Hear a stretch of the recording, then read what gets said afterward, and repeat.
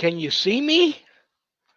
The sun came out just before we went live, about 30 minutes before. Well, we're in Vegas right now, July 18th. So it feels like we're living on the surface of Mars right now.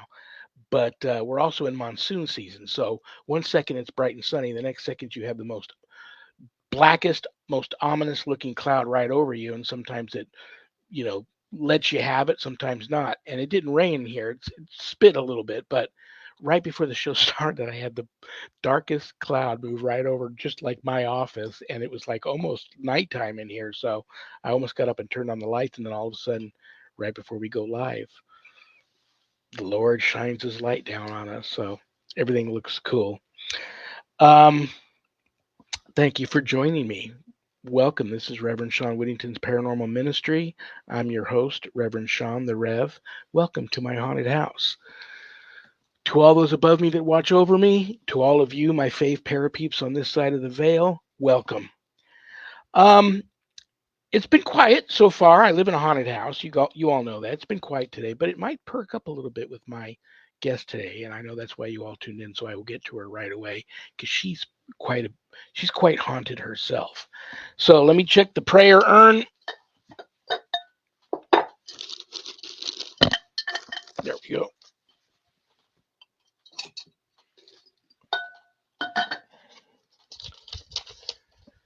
Dana C. from Utah. I'm getting ready to have my baby. Well, God bless you, Dana. Would you say a prayer for my baby? That's a beautiful request. I just had another very good friend here in town have a baby, Kelly, and the most beautiful kid you'd ever want to see in the world, the most beautiful couple we'd ever want to see, um, and so that's great. People are having babies again. That is so cool. Yes, Dana, most certainly I will say a prayer for you, and I'll have prayers printed out for special occasions, which this happens to be one. So, and right off the bat, I love this first one. I'm just going to go with it, okay? I offer this prayer up to Dana's baby who will be with us soon. In the name of the Father, and of the Son, and the Holy Spirit, amen.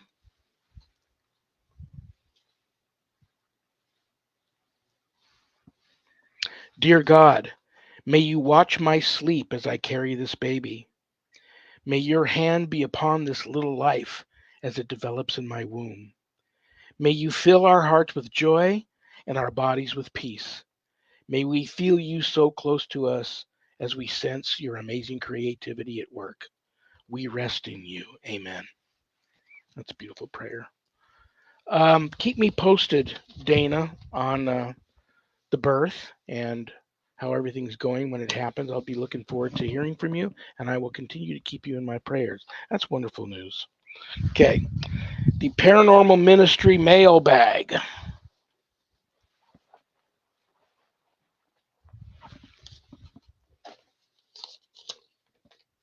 Betty D. from Wyoming. I want to help this ghost in my something, but I'm on former. Oh, I do remember this request. I'm on former Indian land, and I think the ghost is Indian. What should I do? So you've got a spirit of indigenous heritage in your home, Betty, and yeah, you're in Wyoming. So um, I would reach out to the local shamanic community if there is one there. I bet you there is in Wyoming, and try and speak to a holy person. When in Rome, many times, I have a little bit of indigenous blood flowing through my veins too, but when I go to cases where I know I'm dealing with indigenous spirits, I try to get a shaman or a indigenous holy person there.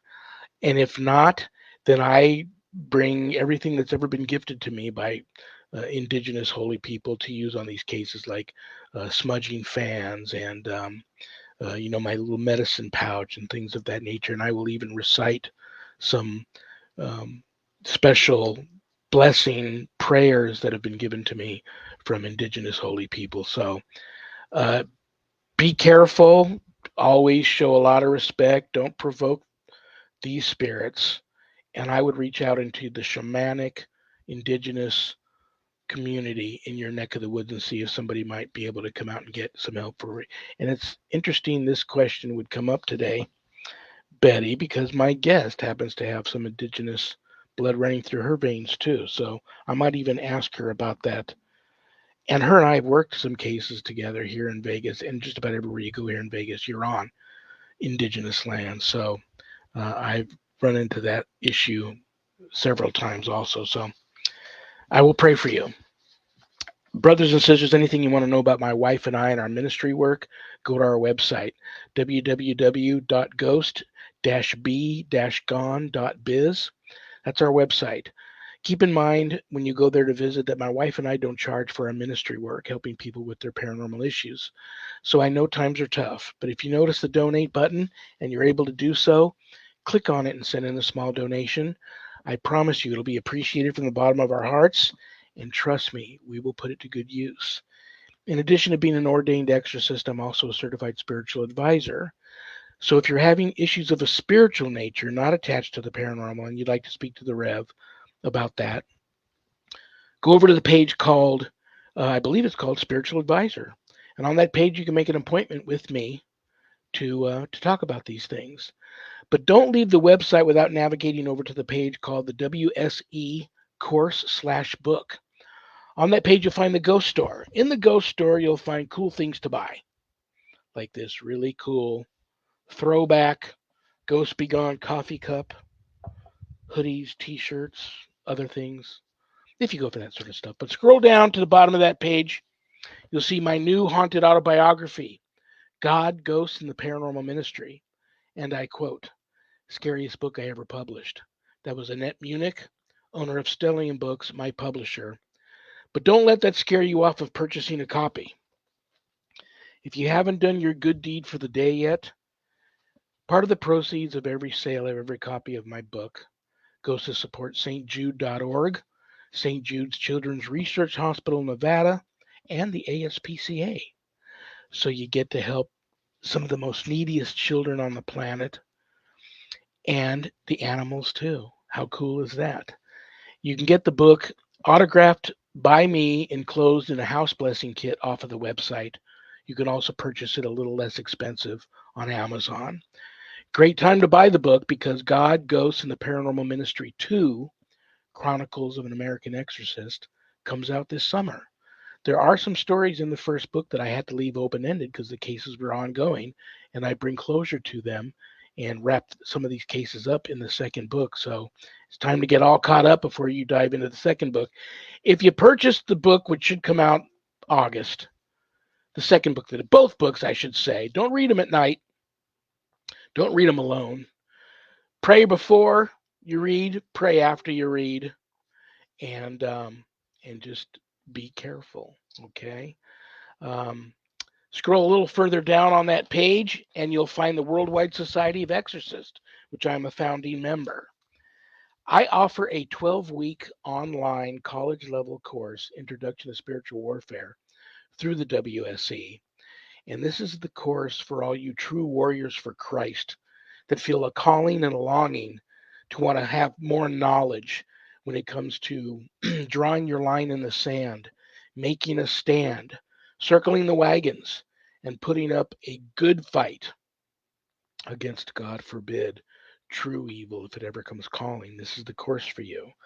All of my students that graduate get a stunning diploma, certificate of completion, suited for framing, along with some other very special blessed gifts that you can only get from yours truly, the Rev. You can enroll at the website in the course. If you want more information about the course before making that type of commitment, there is a Worldwide Society of Exorcists Facebook page.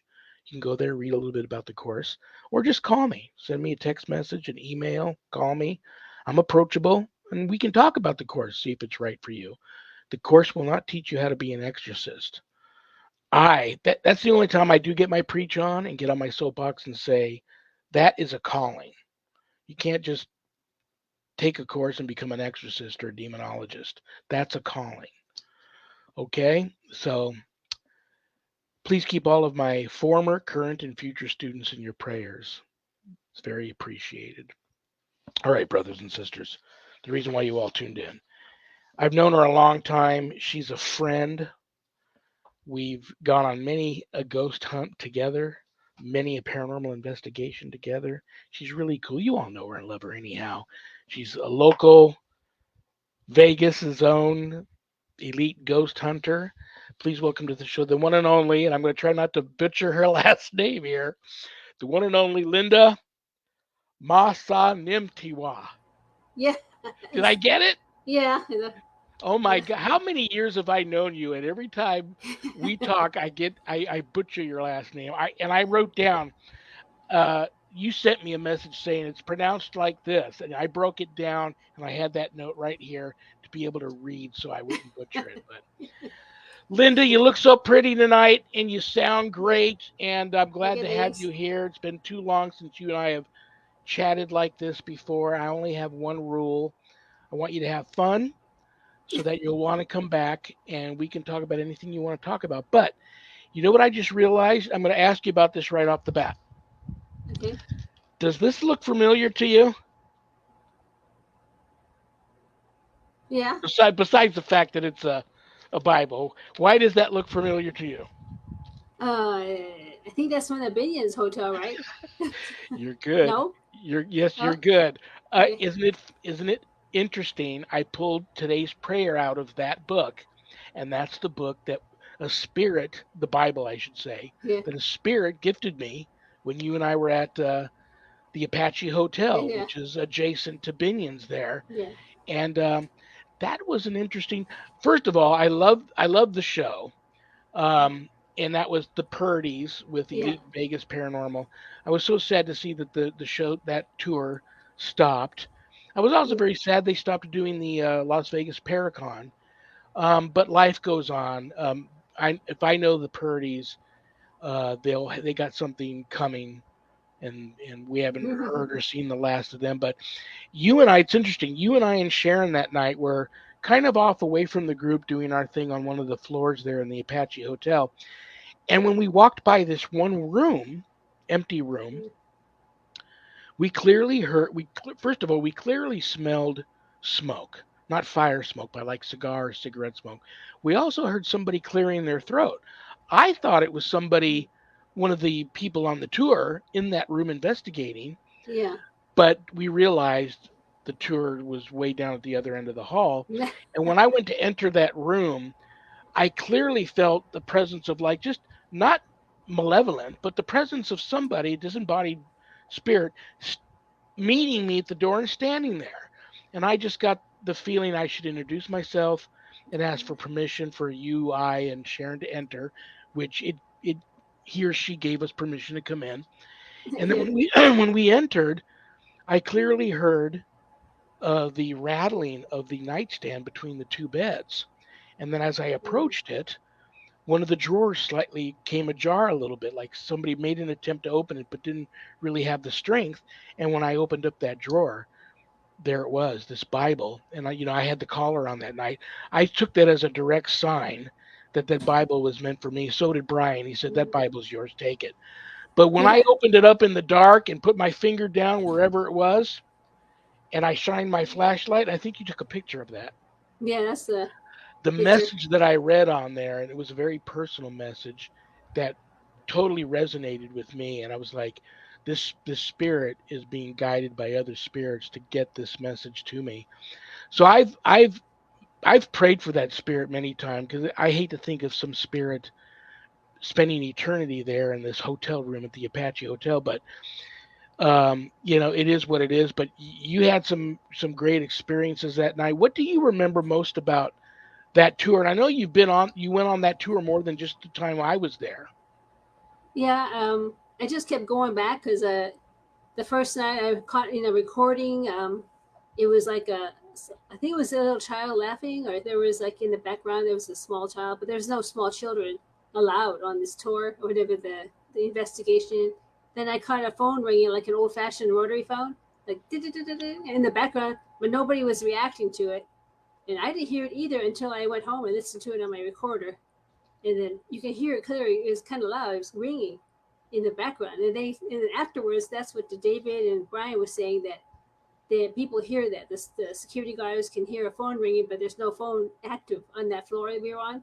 There's nothing. There's no phone lines or working, and all that. And it was like a really old style, rotary phone kind of thing. That's what it sounded like ringing. It wasn't like a cell phone. Uh, that was I caught that twice. But the first time it was pretty loud. But nobody here heard it. For some reason, when you're there, it was just on the recording. And then, Yeah, I wanted to.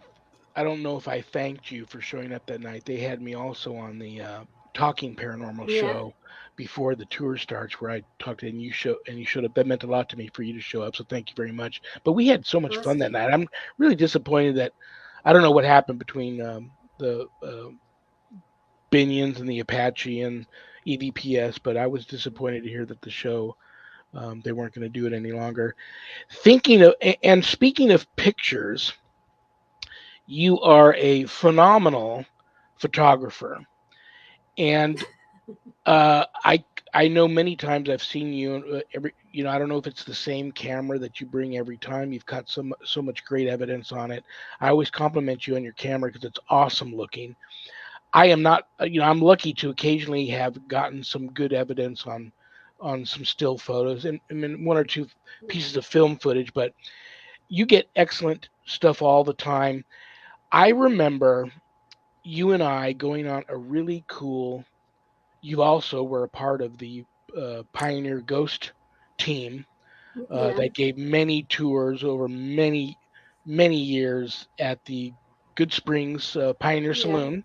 yeah, But one night we went there, and it was my anniversary with Sharon, and we took the tour that night in the ghost hunt.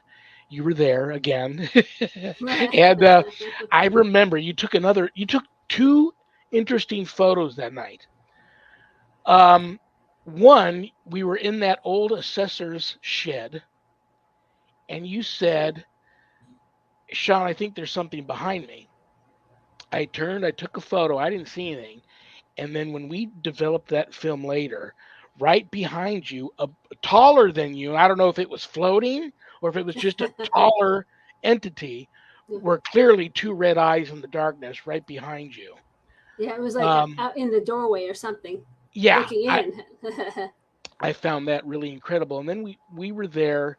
This was actually, I believe, this was the second time I was there with you because we had that young lady. Oh my gosh, I forget her name. Long blonde hair, lived in California, but came out all the time on the Yeah, weekends for tours. She had that bad attachment yeah, come on her, and then we came to another investigation and tried to help her with that attachment. And during that time, as I was laying hands on her and praying over her in the saloon, you had the smoke machine going and you were taking some yeah, photos, and I clearly felt something was unhappy with what I was trying to do, and it kind of bum rushed me, and you caught the most phenomenal photo of and you even called it, it looked like a skeleton face coming out of the smoke at me. yeah. It was Clearly like, something it was solid in like, the smoke was moving through, coming. Incredible catch by you. You've got a real, I know you've got you're very sensitive to spirit, and you've got probably more psychic abilities than you realize you do. But you have a uncanny sense of when to take that photo and catch that evidence. And here's another time you and I were there for that dinner, the yeah, haunted dinner, and yeah. you The caught haunted that dinner. little boy that was going around holding people's hands and resting on their laps and walking on the table. You caught what appears to be that little boy walking across the table there. It's like right between you, me, and Sharon. Um, Talk to me about your approach, and you've been doing it a long time. And then we'll go into your books and some of your other Facebook pages that people can go and look at your work. But talk to me about your approach, how you even got involved in the paranormal and your passion for it, and how you look at the paranormal field, and just what it does for you and what you try to give back, and how you go about doing what it is you do. Well, originally I wasn't really into that much ghosts and hunting and all that or paranormal, but I did watch a lot of those TV shows, that came out like Ghost Hunter when it first started happening, and like that kind of thing, like everybody else. Uh, but then I started having stuff going on at work. I mean, it's an old building where I worked on the base, the first one. It's like a bar, and we had all kinds of strange activities, like weird things happening. So that's how I sort of started. Then my dad, he started becoming very ill around 2009, 2008, somewhere. And I actually got attacked by a shadow figure. That was the first and only time I've ever had that happen. So like that picture you said where it was hitting you, like a head butting you or something, but you didn't see it. You didn't know it was there at the time, or when you're doing that. But with me, it was standing in the doorway.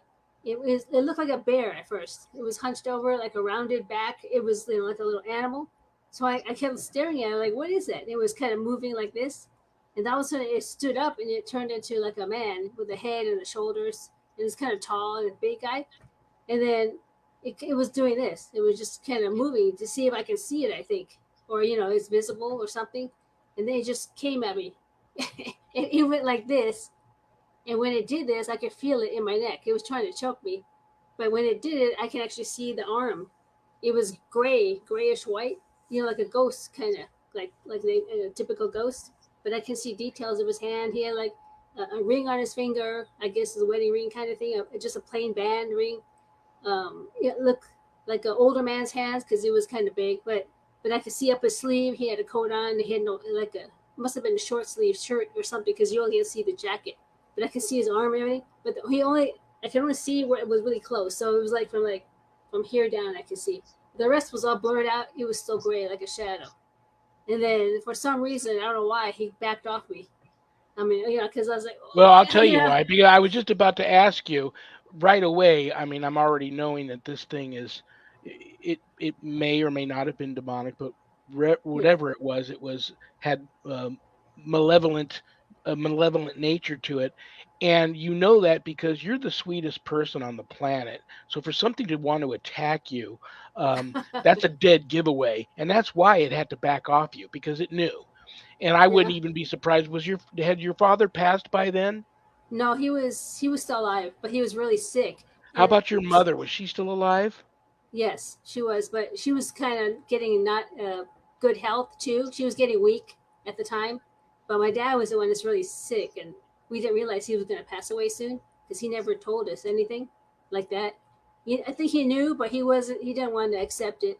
He just wanted to keep going until there's no way to keep going because he didn't want to give up. I mean, Yeah, absolutely. that was his mindset at the time, his feelings. So he just never said anything to us. But that's what really threw me into this. That attack.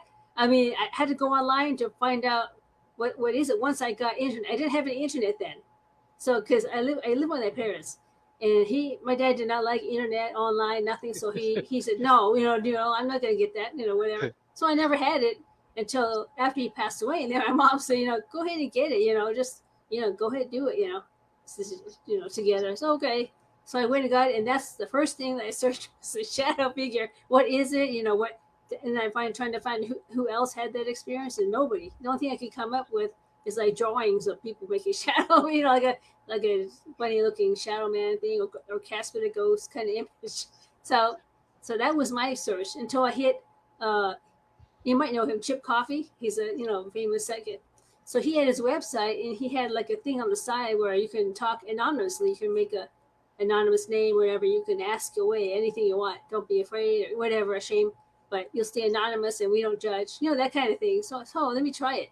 So that's why I got on there. I was telling her about the shadow figure. Then I found out many people experience this, but they just don't know how to talk to about it, or like I was. I didn't know, like that. But so they kind of talked me down, like, calm down. It don't sound as bad as you think it is. Because it could get worse. The thing you just did that and left. It didn't come back. Haven't had anything experiences with that shadow, or like that since then. But That's frightening. That is just frightening. so I was like, oh my god, what was that? It took my breath away. I was like, oh, what is this? I don't understand. it's confusing, whatever, But that's how I got into it. That kind of pushed me into researching for myself, mainly for that. And then as I got into it, I started meeting people, like other people that are interested, in doing the paranormal thing, like either going places or just talking about it, their experiences and stuff like that. It was kind of interesting after that, so I just kept going into it more. And then I have a friend who was online at the time, and she's from Canada, so she's down here in Vegas for her cousin's wedding or something. So she decided to text me and say, "Hey, let's show up. Let's do something. I like to do some ghosting, but I like hands on. I'm an investigator from Canada. I have my team, but I'm just here by myself. We can meet up. We can do something." So I said, "Okay, I don't know what they have here, like that." So I said, "Well, whatever you find, let me know, and I'll go with you. We can meet up that way." She said, "Okay." So she found the Pioneer Saloon. This is how I started going to Pioneer Saloon. I went on their the van that takes you out there. They pick you up down in town and they drive you out there. But that's a hands on. They give you a little equipment and they tell you how Yeah. to use it and stuff. And they take you to different places. That little cabin that we went to, and then they stayed in the saloon. And then we walked out to I think it was cemetery. I'm not sure, but we hung around there and we did like an overnight kind of thing, sort of. Not really overnight, but talking about the different stories out there. And then That's a that's the pretty first. long investigation. They started, if I remember, the couple of times I was there with you, they would start, I don't know, 7 o'clock and go till midnight or even later sometimes. Yeah, this one was a little shorter because it was the in town one where we meet up around 8 or so, or you get the Pioneer Saloon around 8. They feed you a pizza or whatever, snacks, and then we do the investigation. Then we'd be gone by 10, 10, 11, and there still be there people, there other people in the bar. So it was not a shorter one. So you get you back by town by 11. But that actually, I actually had got touched by something when I was. I wasn't expecting it. I was sitting, so the guy, he was saying, okay, everybody take seats, whatever seats you want, in the Lombard room where the tables are roundish, and he has set it up. So okay, everybody just take your seats. I'm not gonna say nothing. Just pick your chair. So I went to get a pizza. I came back. The only chair left was right next to my friend, and the tour guide was sitting on this side or whatever this side, and then I was in between. I was, I guess I'll take this one. Then he kind of like his ooh, like that. And then as soon as I sat down, okay, I'm gonna tell you about this chair that you just sat down. And like, oh my god. He goes, every woman that's been sitting there gets touched by something, someone, one of our spirits. Either back of the hair, if they have long hair, or they get the tug on the shirt, or they like a feeling somewhere on you. I guarantee you're gonna get touched by the end of the night. It's so great. Okay, Yeah. whatever. Yeah. So I had this like a hoodie jacket on because it was kind of cool, and I pushed his sleeves up to pushed them up a little bit because I was eating this pizza and I was listening and everything. And as I sat there, I could feel something touch my forearm on my my left side. It was like I thought it was a bug at first, so I kind of looked down and I'm like, "What is that?" There's nothing there, and it went up my arm. It was like fingertips running up my arm, under my jacket. It was through my jacket and up to my shoulder. And I said, "Ooh, yeah, somebody's touching me." And the tour guide, you see, I told you, every woman that sat in that chair, every time we do, someone gets touched. I mean, somebody's touching. So he goes, here, I'll show you. This is how you get rid of it. Stop touching here. Get away. That's it. That's enough. Back off. I mean, kind of forcefully. And then it just stopped. It was like, so they're saying there was a guy who used to live in Good Springs a long time ago. He died. I think something happened. He got shot, or it was like a story of an Oh, yeah, older man. that's right. The gambling dude. Yeah, Well, there and was he two. There was the bartender who committed suicide, and then there was yeah a gunfight at the table where they were gamblers, and yeah one of the gamblers got killed. yeah. So I think it could be him, or it could have been one of those guys from a long time ago, because they're not sure who was doing it. But oh, This is what I suspect. I have had a lot of contact with that little boy. In fact, I believe that little boy followed Sharon and I home for one of those times that we came out yeah. there and hung out with you guys at the Pioneer Saloon. And then he was here at the house for a little while. Sharon and I both saw him, and Uh-huh. he seemed to be like happy to get away from where he was at for a while and be at this new place. And he wasn't malevolent or even mischievous. He was just kind of around. He didn't bother my dogs. My dogs liked him. He didn't go outside and bother the cats. They seemed to like him, and he was just all over the place. And then eventually, I told him, eventually you're going to have to go back to the saloon. Yeah. But he brought a friend with him. He brought, and this is going to lead to my next question. He brought an Indian woman, here with him. And I first thought it was Sharon in the hallway. I woke up out of a dead sleep, and I'm on my right side looking down the hallway, and I thought Sharon was there. And because she didn't move or say anything or walk, I got up to see if she was okay. Yeah. And as I'm getting up, I feel that she's right behind me still. So then I'm in bed, so I knew that it wasn't her.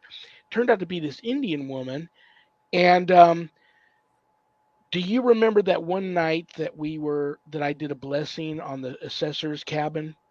So one of the spirits asked if would like a blessing on the cabin over somebody's. Um, uh, they had one of those speakers that you can hear the spirit's voice through it. I don't know what they're Yeah. called. And I had asked, would you like a blessing on the one of the psychics there sensed a spirit needing some help and wanting a blessing on the shed. And then they answered when I said, you want a blessing, they said yes. So I gave that blessing. Well, apparently she was an Indian woman that hung out at the saloon. Back in the day, they wouldn't allow her in there for two reasons. Some women did come in there, but there was a brothel, but they didn't let Indian women in the home in that saloon. So she liked what I had done there, and she followed us home and requested that I come back to the town and do a blessing on the town. And it took probably me 3 months to do that.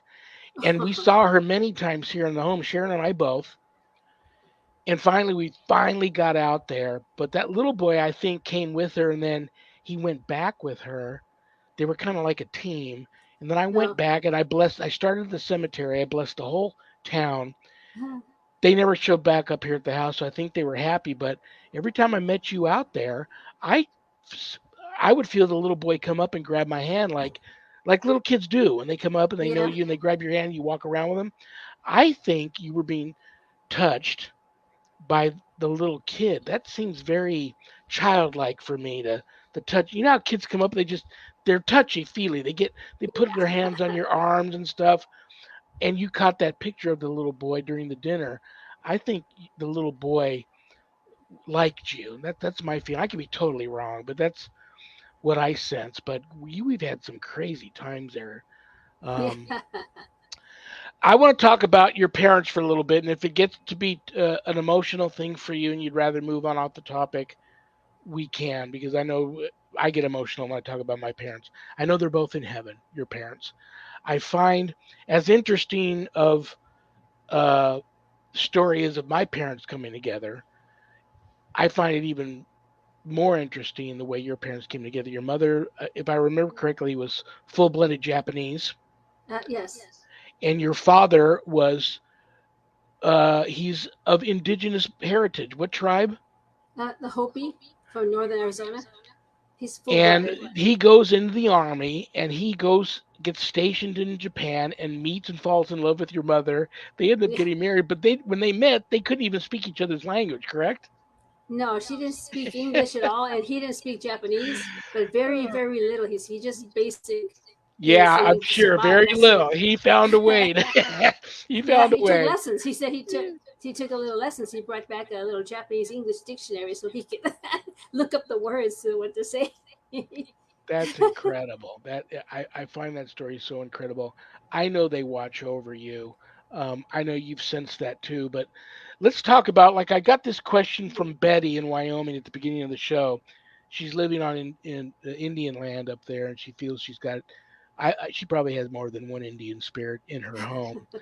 Um, I ran into that so much here in Vegas, and you being of half indigenous blood flowing through your veins. Do you run into that much?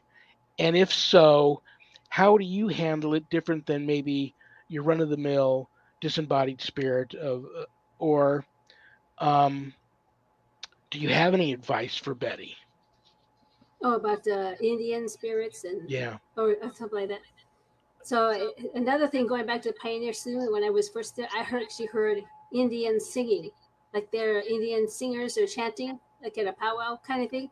But it wasn't a powwow. There was no Indians nearby or anything. It was like 2 in the morning or 3 or something in the early morning. Nobody could hear except me. And I said, Noel was standing right there, and I said, "You hear that?" And she goes, "No." It's like sounds like Indians singing, like hitting drums or like So he was thinking because I'm Indian or at least half Indian, I have some kind of connection. They're trying to communicate something to me, or they're saying you're welcome to be here on our land or something, or because I was only like I could hear it, nobody else could hear it.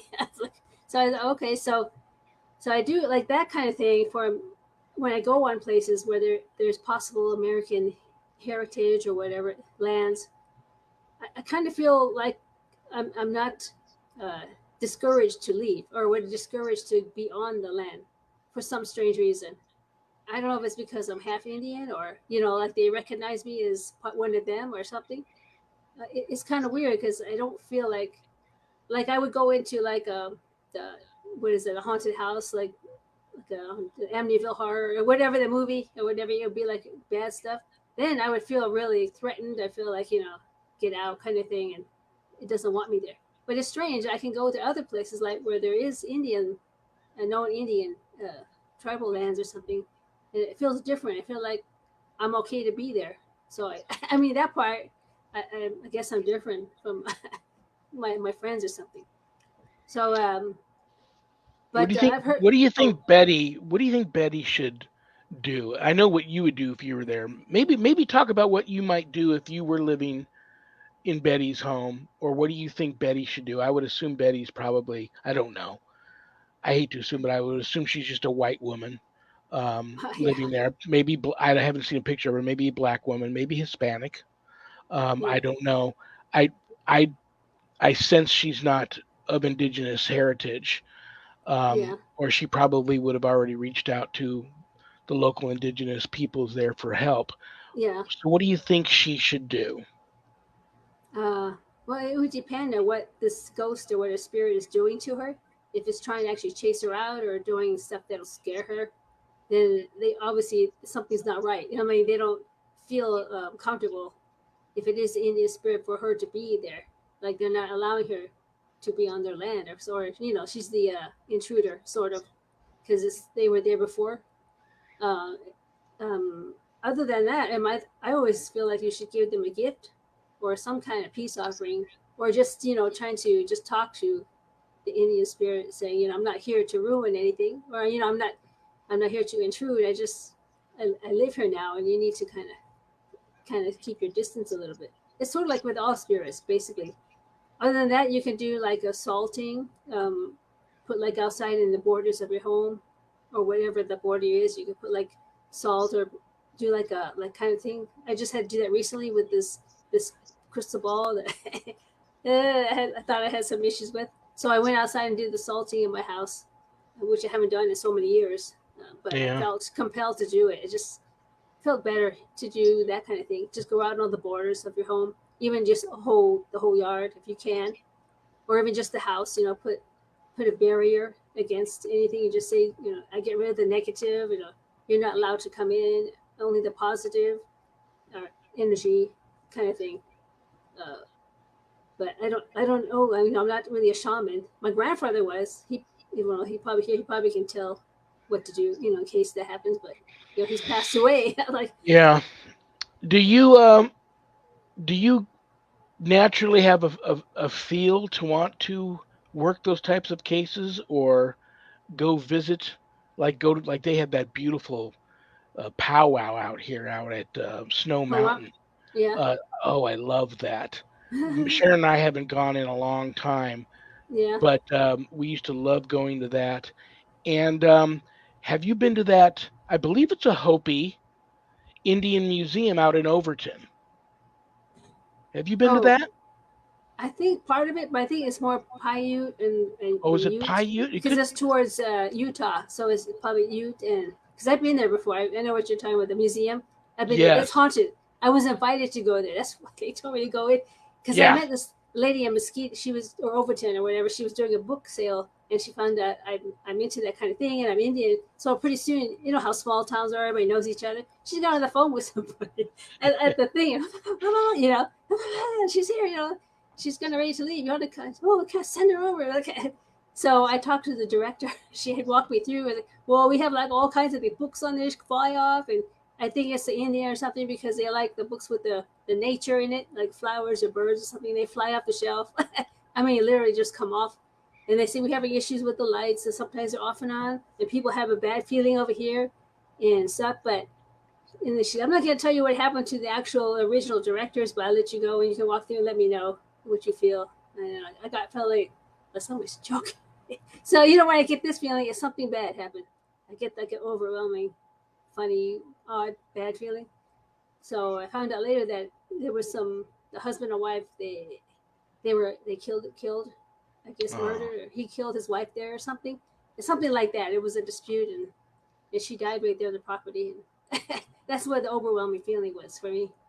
Um, but that was a. it was cool though. I mean, I got to go in there just by myself, and I was walking around getting the Did feel. they let you go down into that? I don't know. It's not. I don't know what it's called, but there's a place where they would go under the ground to either live or do ceremonies, and they still have a couple of authentic ones there, and they have the Yeah, hole and the ladder that goes down. And did they let you go down in that? I think it's outside, right? Like a kiva or something. It's like a Yeah. ladder. Yeah, I kind of looked inside, but I didn't They want to wouldn't let go us. I in. wanted to go inside. They wouldn't let us. They. I got the impression that they stopped letting people go in there for a reason, and they Uh, didn't tell me what that was. But I so wanted to go in there. it's probably because they start getting activity. Because she said it comes like it's like like a waves. Their activity there, and the workers are scared of it. Some accept it. They're like they find it exciting, but some of them don't. Well, if I remember correctly, behind the museum, don't they have authentic old living areas that the Indians had made? Isn't those back there? Don't they have the huts and stuff? I think so because just you can go outside. It's a big area. You Yeah. can walk and That see how they place, lived. the energy there is off the charts at this place. And then, did you go to that funeral, the cemetery not too far from there? No, that one I didn't Yeah, go because we it had was to. getting Sharon late. and I went on a little bit of a drive, and it was up on top of a hill, and then you could actually see the museum in the town, Overton, Oh yeah. and that cemetery is just. While I'm on the topic of cemeteries, and I mentioned the cemetery out at Good Springs, and that I started my blessing there. What do you think about um, investigating at cemeteries, or if you're putting together a team, everybody seems to want to take their new team members and train them at cemeteries. How do you feel about that? And have you had any really unusual experiences at any cemeteries? Yeah, this is just my opinion. I don't know about anybody else, but cemeteries would be the easiest way to communicate to the dead because there's lots of spirits there. They're trying to rest. I mean, that is find a resting place, and all that, and so it's kind of easier to get to me to communicate with someone because there's so many of them. In a cemetery, you would think. So I'm sure that's why they take new people out there to see if they can learn the equipment and stuff.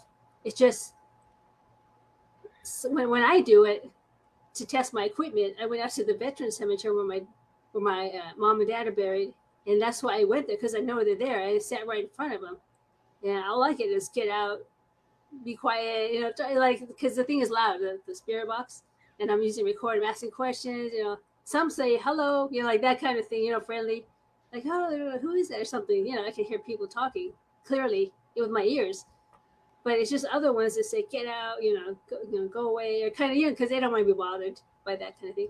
So I have one story though. At the same time I went to the veteran cemetery, I was sitting there and I was trying to communicate, and I saw this lady kind of this way, far off, and she was kind of upset and crying, and she was walking. She saw me, and then she kind of didn't want to come near me, and she just walked off, and she's walking through, kind of like someone had just passed away, or something. And then on the spirit box, you hear it loud. It was really loud. I heard some man say, Pat! Like that, really loud. And I went, wow. And the lady just happened to be standing there, and she gave me like that kind of look. And she, oh no, no. And then she ran off. And she ran into her truck and locked herself locked herself in, Wow. And I was trying, well, maybe I don't know if I should go after her, maybe somebody, it's a guy knows her or something. Maybe that's why she's there. But she got scared and she saw me coming around, and she kind of in her truck because she don't want me to. I think she got scared, or maybe she recognized the voice of whoever. I mean, she was there for, but and she didn't want to acknowledge it. I mean, something, it was an issue or something. I thought Did there they was some kind of issue. Did they do a 21 gun salute for your father when he was buried? Yes. Have you heard that at your house? Gunshots? Because they did that for my father too, and I started getting well, out of a dead sleep. I would get launched out of bed because it sounded like somebody shot a gun off right in my ear. But I would No. I would launch out of bed. Sharon's still sound asleep. My dogs are sound asleep. Everything around the house looks calm, and that happened for several days. And I don't know. I didn't know what it was. I thought I was going crazy. And then I went to his funeral, and this happened even before his funeral. Oh, That yeah. at his funeral they were doing the 21 gun salute, and I said that's it. And I don't know why. I would have thought I would have gotten it afterwards, Yeah. but I got it before, and I wondered if you had experienced anything like that with your father's presence since his burial there. Well, I didn't get the gun salute or anything like that. I guess it would be too frightening for me get to hear a gun in my ear, or but I did have one experience like a couple of days after he had passed away, and we're getting ready for his funeral, and my mom was just in the living room watching TV, and I was trying to clean the kitchen because we had these rugs here and there, and I was trying to vacuum, and I had another TV on, and her TV was on. There was a lot of noise going on. The vacuum's loud, and I was just vacuuming, and all of a sudden right against my ear. I hear go ah. I mean, I was a man. It was like ah, like trying to get my attention. And I looked around. I thought maybe his kids outside, like pranking me. I'm like, what is? Because there's a window right there, right in the kitchen. And I look out. And I said, what was that? So I turned the vacuum. I asked my mom, "You hear that?" She goes, "No." Some man was yelling at me. She goes, "I didn't hear nothing." She's trying to listen and everything. And then pretty soon, I hear my dad's voice talking to the other guy who yelled at me, and it was like a surprise reaction from my dad. He was like, "Oh," that like he can't believe that I can hear them still, or they can be heard because he was gone. Wow. It was, and then there was like two, and it sounded like a relative of mine, the other one, the one that yelled at me. Then all of a sudden they're like talking to each other, but I couldn't understand and started mumbling, and it kind of faded off. So later on, right, my aunt, her son died, her only son, and she was very sad and everything. So I went to go to Arizona to say, to visit her because they already told me she's so depressed because her only son died, then her husband died, and she's seeing ghosts in her house. She's had the Indian version of a priest or shaman come out and bless it, and they did ceremonies, and she said it's still happening. She can't get rid of it. She's scared and everything. But she said that it was my cousin, one of our cousins. His name is Hyson. He passed away a long, long time ago, in the 1990s, I think, or something. He was, I guess, alcoholic or we're not really sure how he died. But she says he's become like a soul collector for our family. He Wow. comes back right before they're ready to pass. He comes visit you, to pick you up or whatever. But only, my dad's side of the family. And I said, really? Yeah, because she said in the middle of the day, she was wide awake. She saw him come in the house. He had a cloth covering his face, like something like you're buried. They had put a cloth in your face. But he walked through the house. He went right to her son's bedroom right before he passed away, and he asked her where's her son, and she was like, what? He was in dialysis at the time because he was kidney failure. And then he says, I've come for him. I've come to pick him up. He said, where is he? And she was having a conversation with him. And she goes, she knows it was him. And she goes, he's not here. Get out of here. Get out of here. She frightened so much that he just kind of left. He said he wasn't walking. He was just kind of floating out the door. But she knows who it was right away. And even though she couldn't see his face, and she was telling me the story about after he had passed, and she started breaking down and crying and all this other stuff that was going on. So she was telling me that she believes that now he's like the soul collector of his side of the family. He's waiting for everybody to cross, and he's right there to help them transition into Wow. And I think that's the other young man that was with my dad, because it sounds like a family member of my dad because the voices are similar, but it was a younger person who was doing this. And then my dad is talking to him like he knew him, like who knew who he was. It was Wow. like they're having, and then they just left. And then it was kind of that was the only strange thing I had with my dad right afterwards. Well, one of them anyway, that really kind of stood out.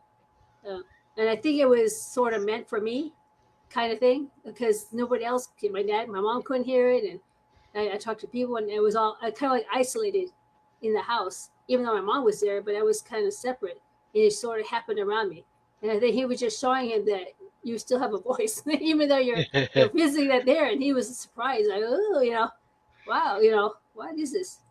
But I think I think my dad comes back every so often I'm to sure he point does. things out. I'm I sure mean, he does. he's very kind of vocal, not the voice, but audible kind of things. It makes me kind of Well, I want to make sure everybody knows all about you before you go. Let me make sure I get everything correct here. And I got another one of those clouds over here. Am I in the dark? Got another one of those clouds. I have. You're on YouTube now. You have Linda Mas. Let me get the name right. I'm gonna keep reading it. MASANIMPTEWA yeah. YouTube channel. I love it.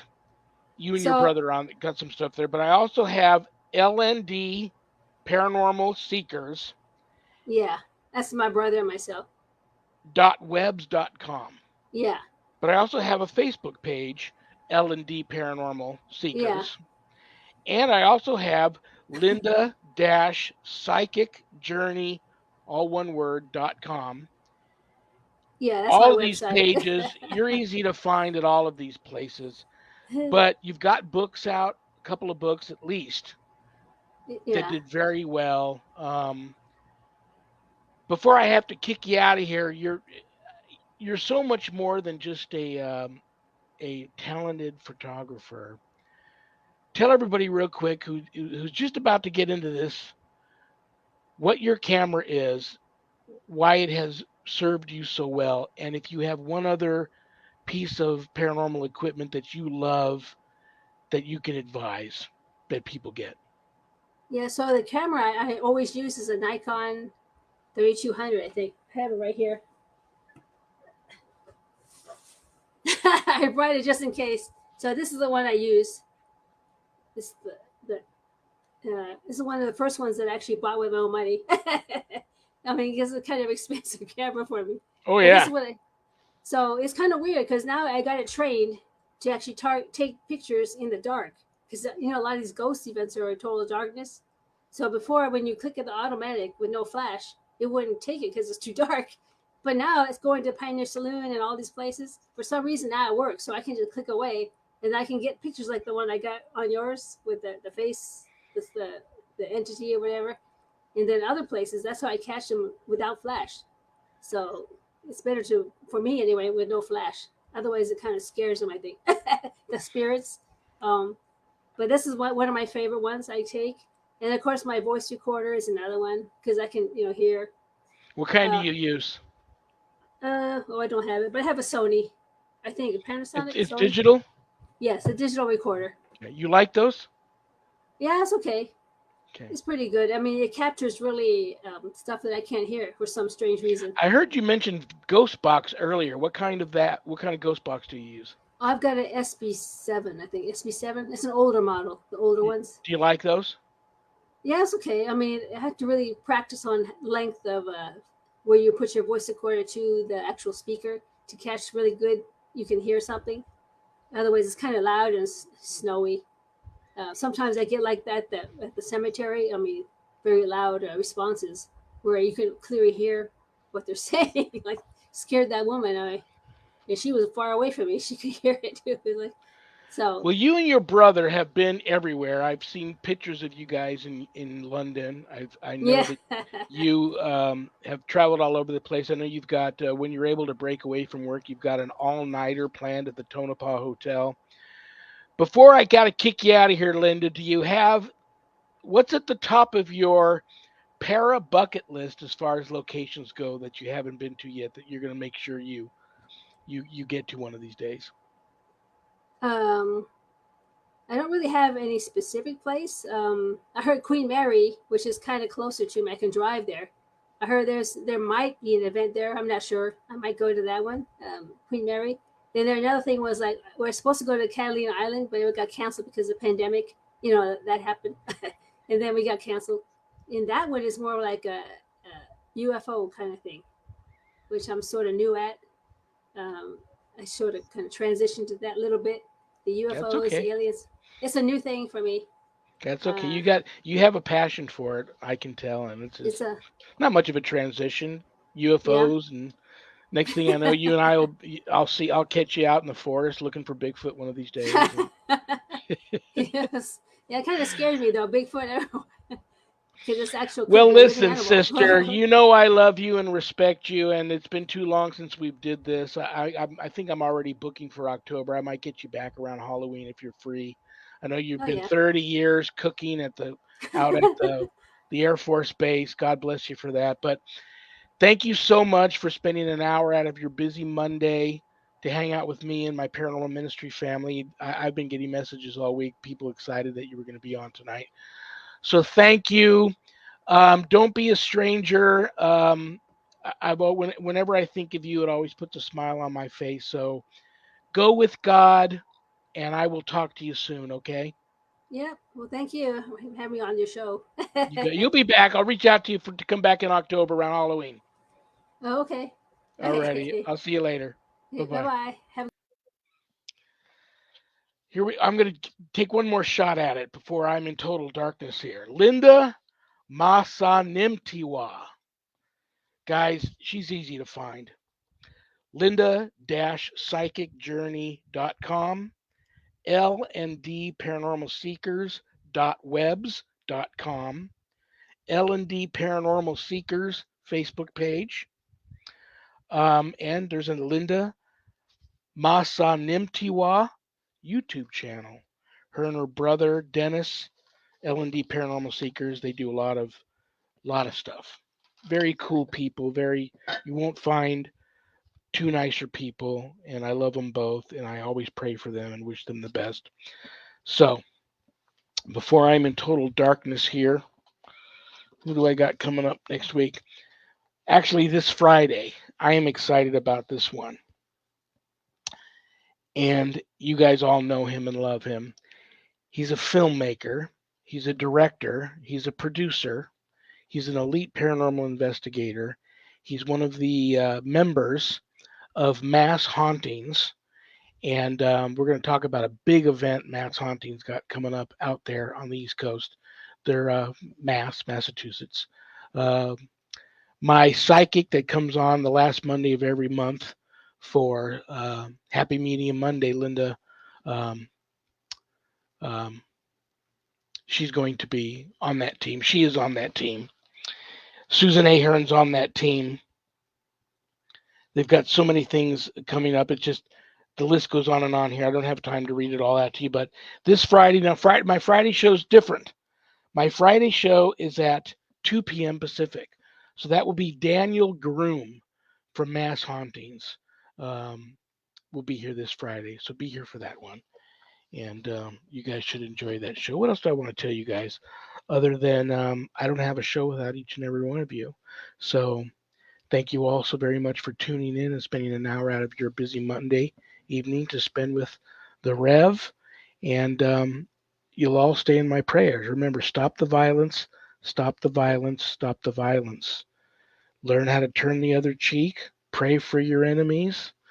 And I'm going to, my very poor attempt at putting a smile on everybody's face before I go is to read a bad joke out of the hat here that one of you sent in.